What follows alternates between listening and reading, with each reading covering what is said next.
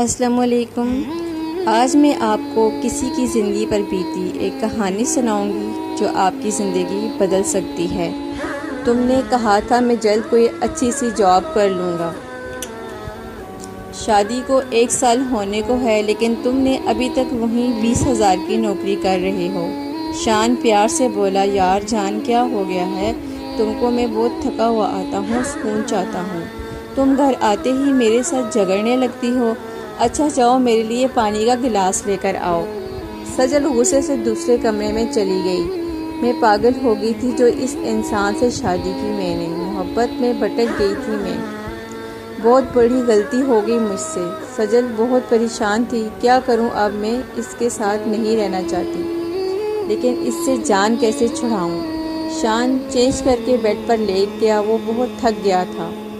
Steel مل میں کام کرتا تھا، بہت سخت کام تھا، پڑھا لکھا تھا لیکن نوکری ملنا آسان نہیں آج کے زمانے میں۔ سجل سے محبت کی شادی کی تھی اس نے۔ اپنا ماضی یاد کرنے لگا۔ سجل بازار آئی تھی شاپنگ کرنے۔ شان کی نظر سجل پہ پڑی اور دل ہار گیا۔ پہلی نظر میں ہی محبت ہو گئی۔ شاپنگ مال میں بہت رش تھا، شان بھی جذباتی ہو گیا۔ سجل کے پاس گیا، ایکسکیوز می۔ سجل حجاب میں تھی۔ سجل نے مڑ کر دیکھا، شان ہلکا سا مسکرایا، کیا آپ اپنا نمبر دیں گی مجھے؟ سجل حیران تھی، خاموش رہی۔ شان نے جب دوسری بار نمبر مانگا تو سجل نے شان کے منہ پر تھپڑ مار دیا، کمینے انسان، شرم نہیں آتی تم کو؟ لوگ اکٹھے ہو گئے۔ اچھی دھلائی ہوئی شان کی۔ کچھ لوگوں نے تو کہا اس کو پولیس کے حوالے کر دو، لیکن سجل نے معاف کر دیا۔ شان کی شرٹ پھٹ چکی تھی، لنگڑاتے ہوئے چلا گیا۔ سجل بہت غصے میں تھی لیکن غصہ کچھ دیر ختم ہو گیا، پھر پچھتاوا بھی ہوا، بیچارے کو ایویں تھپڑ مارا تھا، لوگوں نے اس کو اتنا زیادہ مارا۔ ادھر شان بھی خود کو الزام دے رہا تھا، کیا ضرورت تھی عاشقی کرنے کی؟ مل گیا سکون اب۔ ماں نے پوچھا، کیا ہوا تم کو؟ شان آہستہ سے بولا، امی وہ گر گیا تھا، بس اس کی وجہ سے چوٹ لگی ہے۔ جھوٹ بول کر سچ چھپا گیا۔ خیر دن گزرنے لگے۔ اتفاق یوں ہوا کہ ان دونوں کی ملاقات ایک بار پھر ہو گئی، اسی شاپنگ مال کے باہر۔ شان نے سجل کی آنکھوں میں دیکھا، پھر اپنے چہرے پر ہاتھ رکھ لیا۔ سجل مسکرانے لگی، شان جانے لگا۔ سجل نے آواز دی، شان رک گیا۔ سجل پاس گئی، پیار سے بولی، اس دن کے لیے سوری، اپنا موبائل دو مجھے۔ شان نے ڈرتے ہوئے موبائل دیا۔ سجل نے اپنا نمبر ڈائل کیا، مسکرا کر بولی، تم اچھے انسان لگتے ہو۔ شان حیران ہو گیا، یہ تو کیسے ممکن ہے؟ جس کی وجہ سے کچھ دن پہلے میری اتنی پٹائی ہوئی، وہ آج خود نمبر دے گئی، جیسے کسی فلم یا کہانی میں ہوتا ہے۔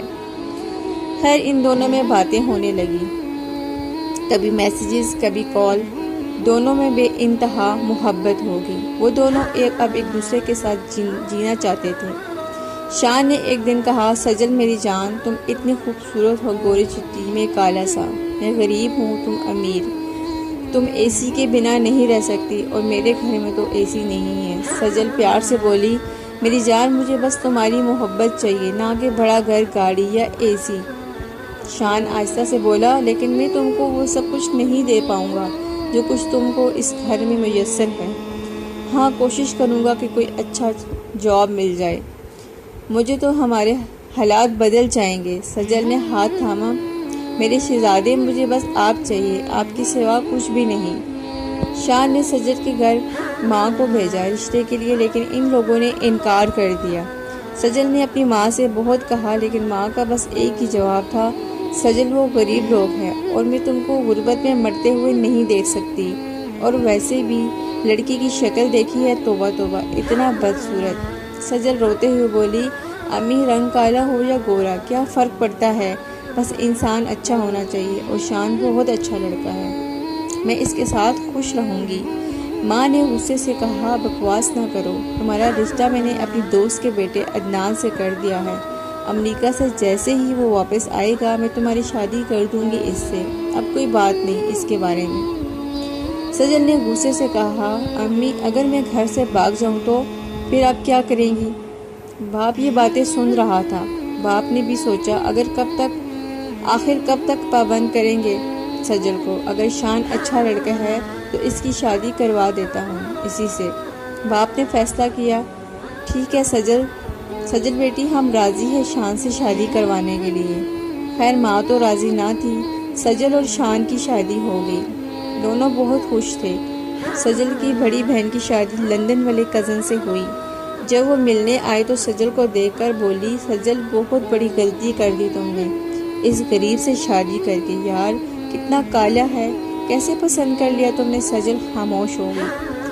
آپ ہی لوگ چلے گئے۔ سجل اداس ہو گئی تھی۔ سچ تو کہہ رہی تھی آپ ہی، جب سے آئی ہوں میری سب خواہشیں دم توڑ رہی ہیں، جیسے سجل کی محبت ختم ہونے لگی تھی۔ شان گھر آیا، سجل اداس تھی۔ شان پیار سے ہاتھ تھام کر بولا، میری جان کیا ہوا تم کو، اداس ہو؟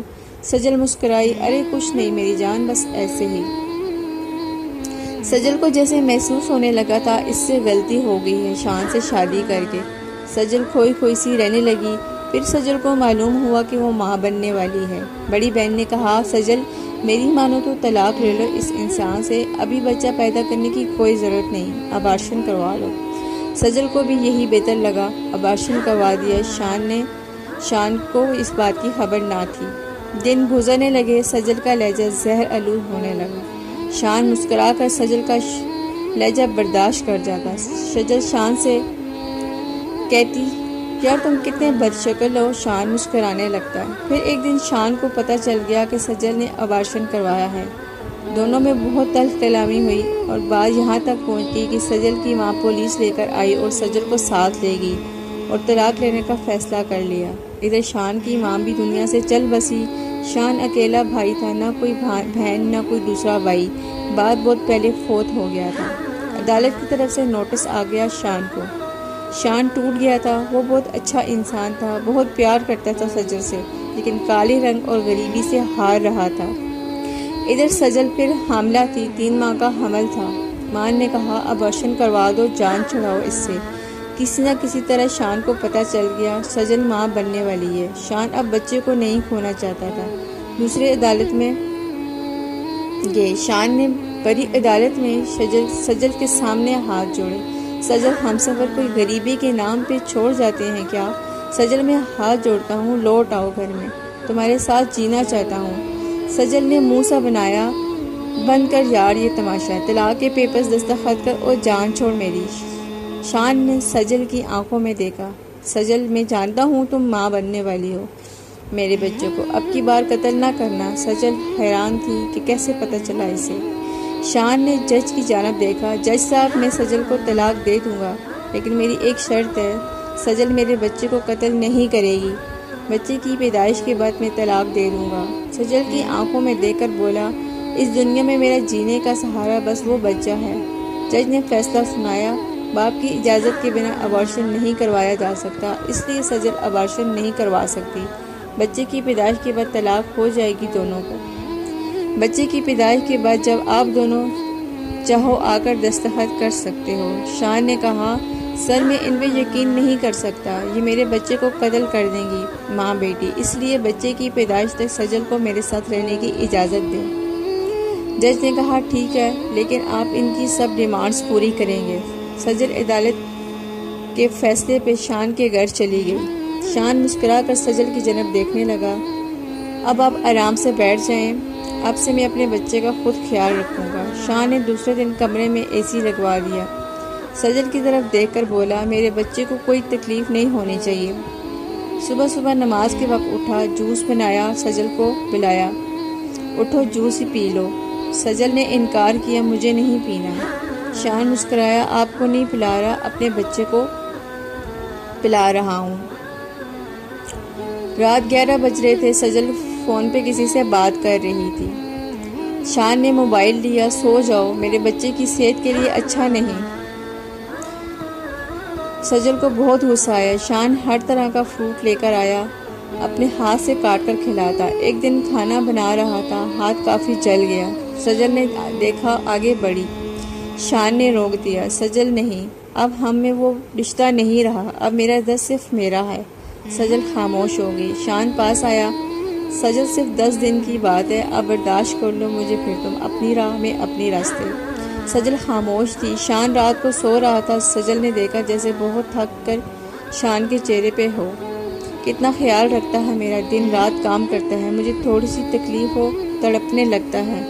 وقت قریب آ گیا تھا۔ سجل کو درد سا ہونے لگا۔ اسپتال لے گئے۔ سجل کو بہت تکلیف ہو رہی تھی۔ ڈاکٹرز نے معائنہ کیا، حالت بہت خراب ہو چکی تھی۔ بلڈ پریشر بہت بڑھ چکا تھا۔ ڈاکٹرز نے کنٹرول کرنا چاہا لیکن حالت پھرتی جا رہی تھی۔ پھر ڈاکٹرز کو فیصلہ کرنا تھا، ماں اور بچے میں سے کسی ایک کی جان بچائی جا سکتی ہے۔ ڈاکٹرز نے شان کو بلایا اور پوچھا، فیصلہ آپ کا ہے، آپ کو بیوی کی جان چاہیے یا بچہ؟ شان پہ قیامت سی گر گئی۔ وہ بچے کو وہ نہیں کھونا چاہتا تھا۔ ڈاکٹرز نے کہا، آپ کو جلدی فیصلہ کرنا ہوگا۔ شان نے سجل کی جانب دیکھا۔ سجل درد سے تڑپ رہی تھی۔ شان نے سجل کے ماتھے پہ بوسہ کیا۔ ڈاکٹر صاحب، مجھے سجل کی زندگی چاہیے۔ جیسے ہی سجل نے الفاظ سننے بے جان سی ہو گئی۔ شان روتا ہوا آپریشن تھیٹر سے باہر چلا گیا۔ وہ اکیلا بیٹھا ہوا تھا۔ سجل کے بہن، ماں، باپ سب دوسری طرف تھے۔ شان اٹھا، سجل کی ماں کے پاس گیا۔ آنٹی مجھے معاف کر دینا، میں نے جانے انجانے آپ لوگوں کو تکلیف دی۔ سجل ٹھیک ہو جائے تو میں طلاق دے دوں گا۔ اتنا کہہ کر شان چلا گیا اور ایک نرس نے سجل کی ماں سے کہا، ایسے مرد بھی ہوتے ہیں دنیا میں۔ ڈاکٹرز نے کہا تھا ماں یا بچے میں سے کسی ایک کو بچانا ہے اور انہوں نے اپنی بیوی کی زندگی کا انتخاب کیا۔ بہت قسمت والی ہے آپ کی بیٹی۔ اتنا کہہ کر نرس چلی گئی۔ شان بہت رو رہا تھا۔ اے اللہ، بس وہ بچہ میرا سہارا تھا، وہ بھی آپ نے لے لیا۔ جیسے ٹوٹ کر بکھر گیا تھا شان۔ طلاق کے پیپر الماری سے نکالے، دستخط کیے، بے جان سا ہو کر بیٹھا تھا۔ شام ہو چکی تھی اور دروازے پہ دستک ہوئی۔ سجل اور اس کی فیملی تھی۔ سجل نے دیکھا شان بے حال سا بیٹھا ہے۔ سجل آگے بڑھی، بچہ شان کی گود میں رکھا۔ وہ ننھی سی پری تھی، بالکل گڑیا سی۔ سجل نے شان کا ہاتھ تھاما۔ شان، اللہ نے ہم دونوں کو زندگی بخش دی، ہماری بیٹی اللہ کا شکر ہے صحیح سلامت ہے۔ شان کی آنکھ سے آنسو گرا اور بیٹی کے ماتھے پہ بوسہ کیا۔ سجل نے طلاق کے پیپرز کی جانب دیکھا، کاغذ پکڑ کر پھاڑ دیے۔ شان، مجھے آپ کے ساتھ رہنا ہے، مجھے آپ کے ساتھ جینا ہے، مجھے دن دولت نہیں چاہیے، مجھے آپ کا ساتھ چاہیے، بے پناہ محبت کرنے والا، عزت کرنے والا۔ سب نے شان سے معافی مانگی۔ ہم سب غلط تھے۔ خوشیاں پیسوں سے نہیں ملتی۔ ایک اچھا انسان ایک اچھا ہمسفر زندگی کو جنت بنا سکتا ہے۔ وہ دونوں خوشی خوشی زندگی گزارنے لگے۔ میں اتنا کہوں گی کہ کالا گھوڑا، امیری غریبی، ان باتوں سے خوشیاں حاصل نہیں ہوتی۔ اچھا انسان مخلص ہمسفر زندگی کو جنت بنا سکتا ہے، ورنہ اونچے محل میں رہنے والی لڑکی بھی خوشیوں کو ترستے دیکھا ہے میں نے، اور کپڑے کے خیمے میں مسکراتی ہوئی شہزادی کو بھی دیکھا ہے۔ خوبصورت اور امیر ہمسفر کے بجائے خوبصورت اور مخلص ہمسفر کے لیے دعا مانگو۔ فرینڈز، اس کے علاوہ میرا ایک اور اردو سٹوریز کا چینل ہے جس کے اوپر میں موٹیویشنل سٹوریز اپلوڈ کرتی ہوں، جس کا لنک میں آپ کو ڈسکرپشن میں دے دوں گی۔ اگر آپ چاہیں تو اس پہ وزٹ کر سکتے ہیں، اور اگر آپ پسند آتا ہے تو آپ میرے چینل کو سبسکرائب بھی کر سکتے ہیں۔ شکریہ۔